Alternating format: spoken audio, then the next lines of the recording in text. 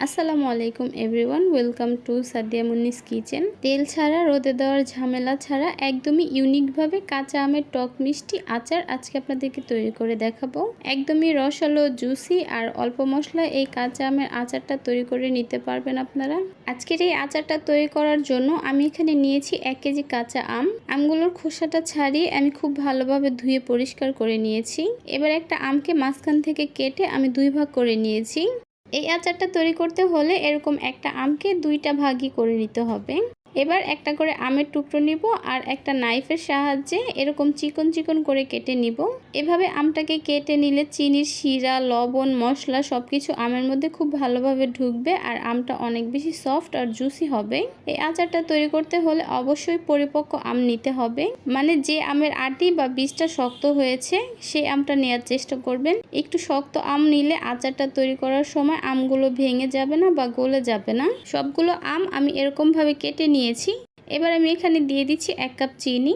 1 cup চিনি যদি আপনাদের কাছে কম মনে হয় তাহলে আপনারা এখানে আরও হাফ কাপ অ্যাড করে নেবেন। সঙ্গে দিয়ে দিচ্ছি 1 চা চামচ লবণ। এরপর আমি এখানে দিয়ে দিচ্ছি 1/4 কাপ হোয়াইট ভিনেগার অথবা সাদা সিরকা। এবার এই আমের সঙ্গে লবণ, চিনি আর ভিনেগারটাকে খুব ভালোভাবে মিশিয়ে নিচ্ছি। সবকিছু খুব ভালোভাবে মিশিয়ে নেওয়া হয়ে গেলে এই আমগুলোকে একটা সাইডে সরিয়ে রাখবো চিনিগুলো গলে যাওয়া পর্যন্ত। এবার আমি এখানে একটা মশলা রেডি করব। চুলায় একটা প্যানের মধ্যে আমি দিয়ে দিচ্ছি 3 থেকে 4টা শুকনো মরিচ, দিয়ে দিচ্ছি 1 টেবিল চামচ 5 ফোড়ন। এবার এগুলোকে চুলার আঁচটা লোতে রেখে টেলে নিব। তারপর এগুলোকে আধো ভাঙ্গা করে নিব। মশলাগুলোকে আমি একবারে গুঁড়ো করে ফেলবো না, একটু আধো ভাঙ্গা করে গুঁড়ো করে নিব। আর এদিকে আমগুলো কিছুক্ষণ রেস্টে রাখার পরে কিন্তু চিনিগুলো গলে গিয়ে এরকম পানি ছড়াবে। লবণ, চিনি আর সিরকার মধ্যে ভিজিয়ে রাখার কারণে আমগুলো একটু টাইট হয়েছে। এতে করে চুলায় জাল করার সময় এই আমগুলো ভেঙে যাবে না। এবারে চিনির পানিটা সহ এই আমগুলোকে আমি একটা প্যানে নিয়ে নিচ্ছি। চুলার হিটটা হাই মিডিয়ামে রেখে এগুলোকে জাল করে নিচ্ছি।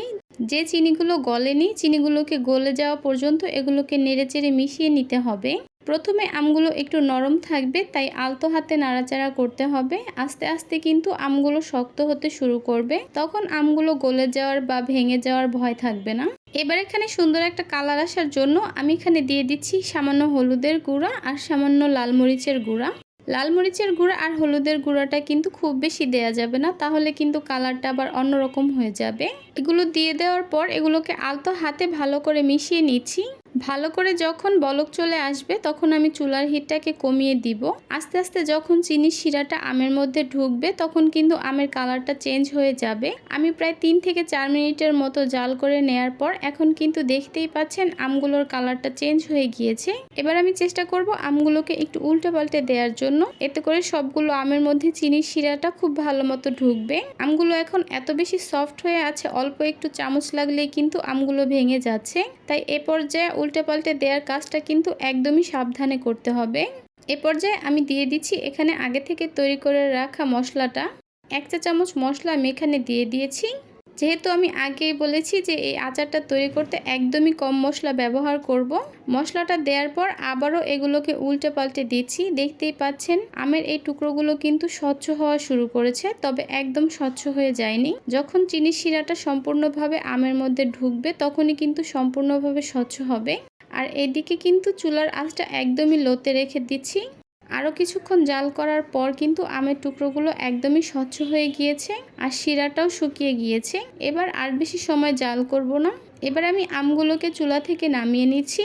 একটা আচার আমি আপনাদেরকে একটু দেখিয়ে দিচ্ছি। দেখতেই পাচ্ছেন আচারটা কত বেশি সফট আর জুসি হয়েছে।